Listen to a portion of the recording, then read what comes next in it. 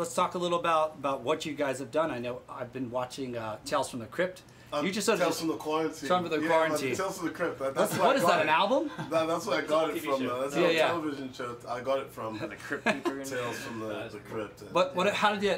That was smart because I saw pretty much not too long after quarantine hit, you kind of jumped into that, right? Yeah, it was just the nightmare that COVID had presented as far as being a touring musician. It really, the outlook was very bleak. Thankfully now things are starting to look a little bit more positive, if you can use the word positive. But there's movement, that at least indicates that next year we might be back to some sort of normalcy as far as live shows are concerned. But I knew that this was the opportunity to connect with other artists, with other people, because when you try to get with guys just to even have a chat or just to, make things work from a business standpoint, it's very difficult when everyone's touring, when everyone's recording. So it's like, I'm in my home, I know there are a bunch of guys that are probably in their home board and want to have something to do, so why not, and it's been very fruitful, it's been very productive for Fire from the Gods, and for me, and also for the person that is the guest on Tales from the Quarantine. So it's been really cool. Like, some of the ones that I've done, people don't know who I am. Oh, really? Like Hollywood Undead, or even with Sonny from POD, people were like, who's the black guy? Who's the guy that's talking to Sonny, or who's the guy that's talking to George from Hollywood Undead? And people will chime in like, oh, that's AJ from Fire from the Gods. So it's been very productive. And it's always, is it always just streaming from your Instagram? Because that's where I saw it. It's Fire from the Gods' Instagram. Right. That's right. That's awesome. Very cool, guys. Who was your first guest on that?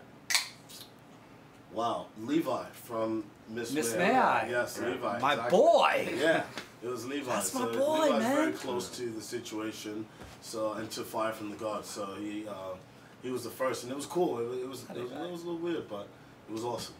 He did a great job and helped me kind of shake off the cobwebs. He's a good first. He's such a chill, fun, he's awesome, easy, cool dude. Brutal vocalist and such a tough guy, and like he's a really cool dude, man.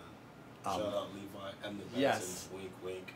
We always like to ask about how bands create their songs, because I think a lot of our fans, a lot of them are musicians and songwriters, but so how does that work in your band? Is it usually, does it start from one or two guys, or is it random guys bringing in riffs, or how does it often, what's the method of creation that often happens for your tunes? A lot of what we've done is always started, there's a core of maybe the guitar guys, Richie and, with Jameson and Drew, they'll start cooking up an idea, and then Richie will have an idea, and then, we go to Houston where we, is kind of our writing hub. Okay. Then we get together and we bring those ideas together, and from there, they're able to concoct some sort of skeleton musically, and then I'll get it. When I was in New York, when I was still living in New York, that's the way it worked. Like, they had a little bit of a skeleton. Right. I'd get it, then I'd write to it. Now that we're a little bit closer, and the nature of that we've been able to now be a little bit more cohesive. We have a bit more cohesive writing process where we're in the same room with each other, and we're able to cook up ideas based on a riff or two. And is that more so now happening now?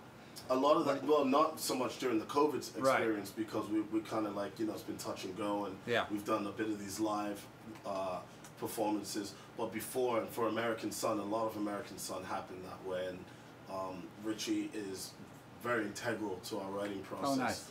Oh, nice. Seeing as though he plays drums as well as guitar, so he's, I didn't know that. A very That's good awesome. songwriter, and so we've been able to, build from out of a lot of ideas that he's created and come up with. But it's very, I don't like to say all over the place, but we touch and we grab from. Situation dependent almost. It's like, it's situational. Like sat in a hotel room in LA and right, come up with some shit. We sat in a hotel. We sat in a hotel on Sunset Strip 5 years ago, and some of those aspects in those songs and parts of what we wrote there ended up on American Sun, and that was still, we hadn't even toured on narrative at that point. So, touching on Tales from the Quarantine, I had asked Clint from Seven Dust, being out there, legacy band. I said, how do you guys write? Do you still get into a room, all 5 guys, and jam it out and write like the old school way? And he's like, yeah, you know, we have done that, but I guess because we're a bit more of a modern band, we do rely a lot on writing individually and then bringing things together and then working it out.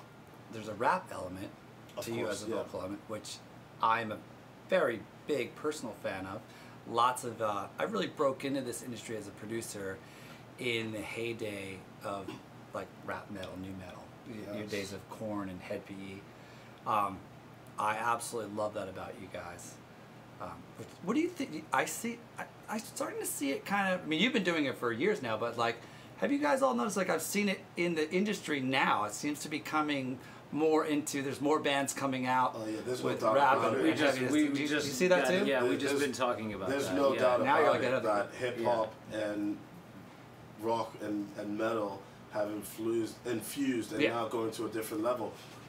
You know, it would be, it's not arrogant to say that Fire from the Gods put out Excuse Me and then were introduced to the mainstream, and then out of nowhere then it started to be acceptable again. But there were bands doing it, of course, for quite a bit of time. Even newer bands were doing it. But after like Fire from the Gods started getting this real kind of this attention, and it started being like, is this back? You know, and then we were kind of like put into this category as poster boys for the renewal or the revival of rap metal, and you know, it was never ever supposed to be like that. We never ever thought you were just doing you. Band. We were just doing us. And like anytime like at that moment when you hear rap and then rock or metal or hardcore or anything like that, if the label rap came under it, like it was always Fire from the Gods. Immediately someone would mention Fire from the Gods, and we're like, but we weren't aiming for that, whatever. Yeah, but it's cool though, because like if you go to like a rap concert or a hip hop concert, and then you go to like a hardcore metal show, it's kind of the same vibe. You know what I mean? Like people are, like they're excited about just the energy is the same. You know, it's like there's maybe a bit more of a louder, more rambunctious kind of outward expression when it comes to heavy music and alternative music, and you know, rap has that sort of bravado that you can kind of, you know, there's one guy on stage with a DJ and he's out there to just, you know, hype up a crowd of people. That takes some balls, and that takes a lot of, like, you know, energy, and it takes a lot out of someone. But, you know, there's no denying that heavy music and music with guitars and drums and rock music and metal music, you know, stands alone as its own, you know, sort of contender and its own sort of entity. You know, and it's great when you can mix hip hop with it. And you guys make it sound so legit.